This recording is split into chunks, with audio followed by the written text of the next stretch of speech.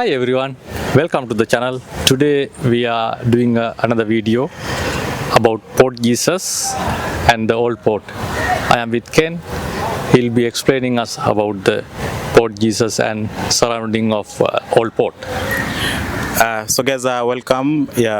For nothing but the best of Portuguese, Old Town, and entire Mombasa history.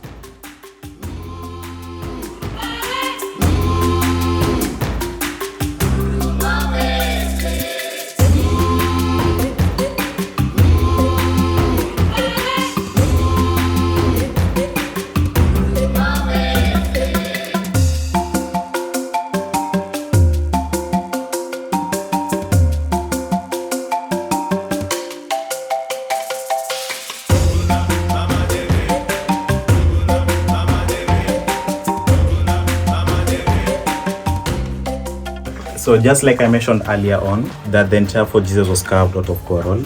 So this evidence, as you can see, so this is all coral.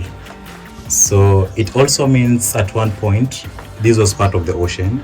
It's just that the coral grew so big and it had to displace the ocean water further. So, but what you have today as Fort Jesus is actually a dead coral. It can't grow beyond this size. But what you have currently in the ocean, so those are still live corals. And they can grow. So maybe in some few centuries to come, you might have something very similar to the Fort Jesus.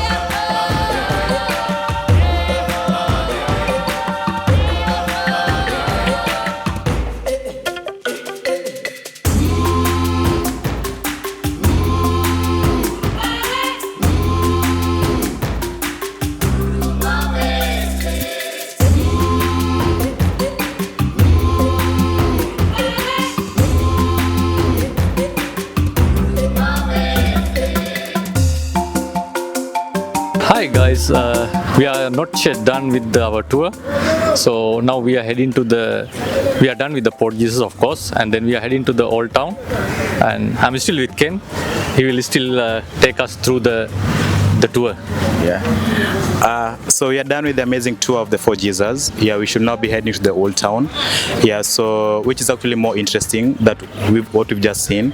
So the Old Town is actually the oldest town in Kenya, which started developing in the 10th century. And the Old Town is quite unique because it's a unique fusion of both Portuguese, Arab, Persian, and British architecture. So the town, it's quite old, so it's more than 1,000 years old. So it started developing in the 10th century, and in the 19th century when the British found their way to Mombasa, they never had a long-term plan with Mombasa. So for the short term, what they did, they just took control of some buildings and made them perform different functions.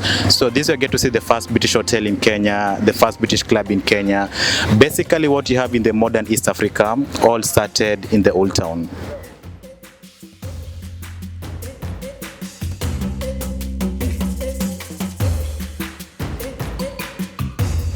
So guys, we are just standing next to the Mombasa Club, so which is actually the oldest British members club in Kenya, established in 1897, and it's quite famous because this is where Queen Elizabeth stayed when she came to Kenya in 1963. So initially it was a men's club, yeah, but today, as long as you have the money and the resources, you can always become a member and access the facilities at whichever time you want. Next to Mombasa Club, so we have this other yellow building, so it's known as the Jubilee Hall. So it was constructed in 1887 to commemorate Queen Victoria Diamond Jubilee.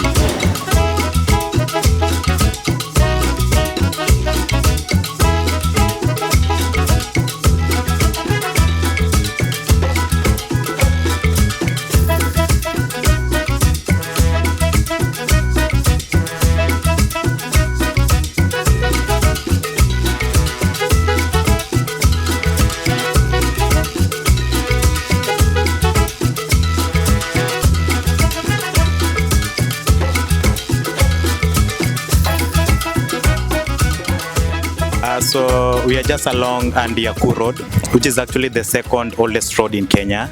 Yeah, and just at the beginning of the road, so we have what used to be the first British police station in Kenya, right here. So, and that was sometime around 1890, and it was a police station for close to 15 years.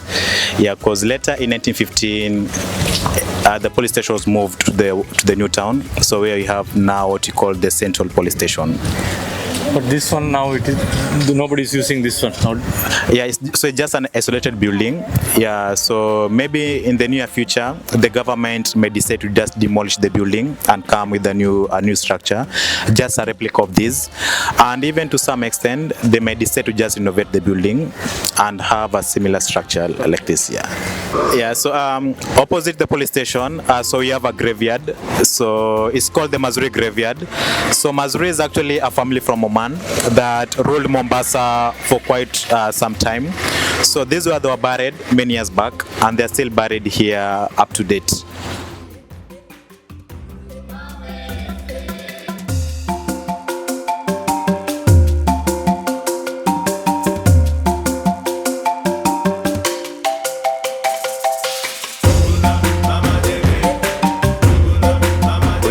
These are the yellow building.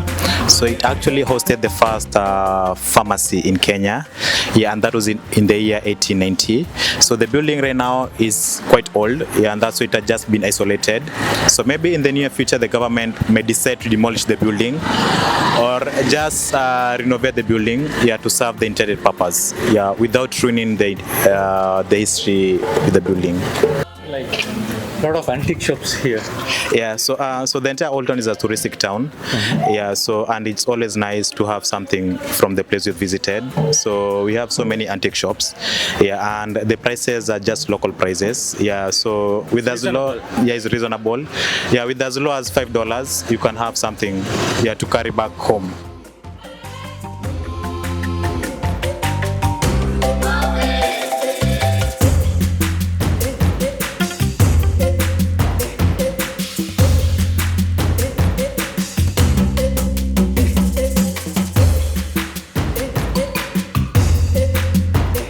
the old town is actually characterized with the wooden balconies.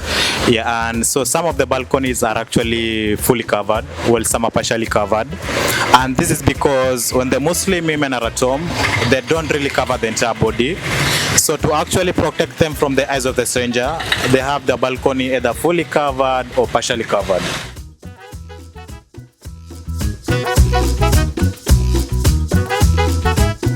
So we are seated just outside the White House.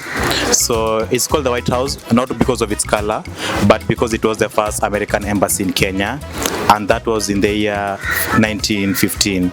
And remember, during this time, it was during the First World War I. So the Americans basically just came to reinforce the British Army as they were fighting against the Germans in Tanzania. So, but it's still owned still by the locals. Okay. Yeah. So as much as the Americans had their first embassy in this building, they never owned the building per se.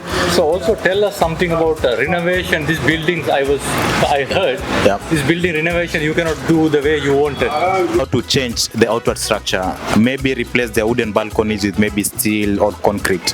You are supposed to maintain the old structure of the building.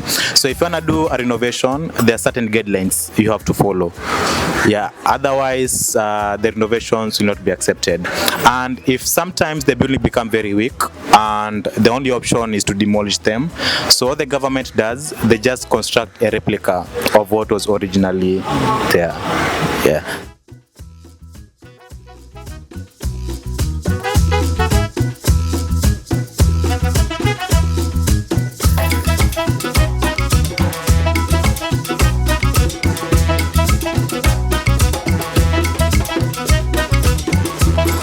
Yeah, so this kind of structure where we are seated, so they're quite common in the old town because it can get very hot in the inside, and most people just prefer sitting outside as they enjoy the ocean breeze and at the same time enjoying the very hot Mombasa coffee as well. Yeah, yeah. So it's more common during the night and late in the evening. Yeah, and even some people end up even spending the entire night just on the seats. So people will be gathering in these areas, then they were having like family gathering kind of thing. Not, yeah, sometimes it's a family gathering, but most of the time it's just friends. Yeah, young people just meeting. Yeah, they share some stories. Yeah. Doing Mira, is it there also? So this is a very conservative area. So in this part of the old town, you'll in Mira. Okay. Yeah, so most people just here seated, either having coffee or Kenyan tea. Okay. Yeah, yeah. But so yeah, Mira is very common in the old town, but not in this part of the old town. Yes. Yeah, so the Old Town as well is also characterized with the very narrow streets. Yeah, because actually the Old Town developed at a time when there are no vehicles. So the streets were just meant for people to walk through. But when the British came, they actually found a lot of difficulties to maneuver through the narrow streets. And what they actually did, they just constructed some railway lines along the narrow streets. Railway lines? Yeah. But we cannot see any railway lines, correct? Yeah, so they were removed later. Yeah, but we'll actually get to see some pictures of the old Mombasa railway lines. Yeah, so they were just meant to just interconnect, yeah, both Mombasa Island and the mainland as well. Yeah, so to just ease the movement of people and goods as well, especially from the old port to now the new town of Mombasa.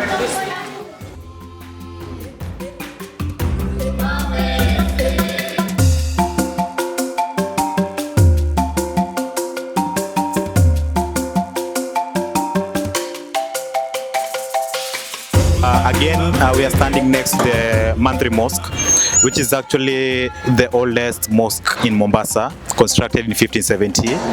Yeah, and it's still in operation to date. Yeah, people still go inside and have prayers.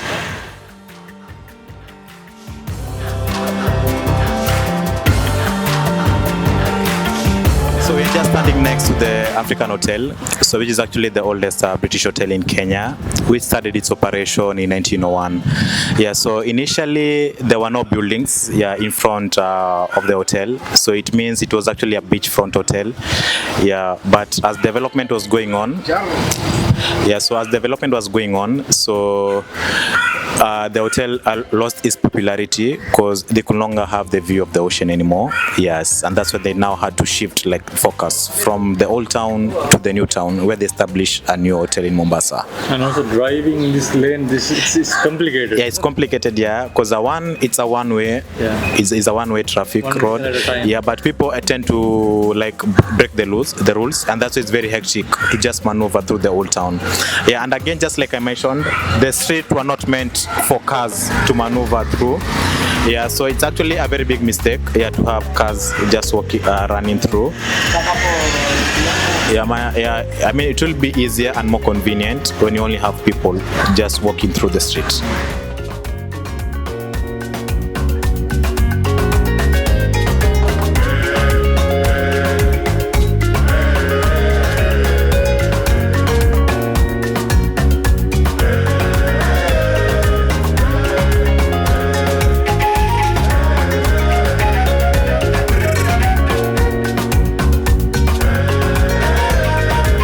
We are still going on with the tour. Yeah, so and right now we are actually at the English Garden. Yeah, and this is basically where most people just come to chill. Yeah, especially in the evening. Yeah, so when you come to the evening, you find people just seated here, and over there we have a place where they actually serve the coffee, the tea, and some other Swahili snacks as well. They are giving a special coffee, special tea here. Yeah. Actually, so Mombasa is very unique. Yeah, for its both coffee and tea. So we have what we call the Swahili coffee and the Swahili tea as well, and it can be served both with sugar or without sugar.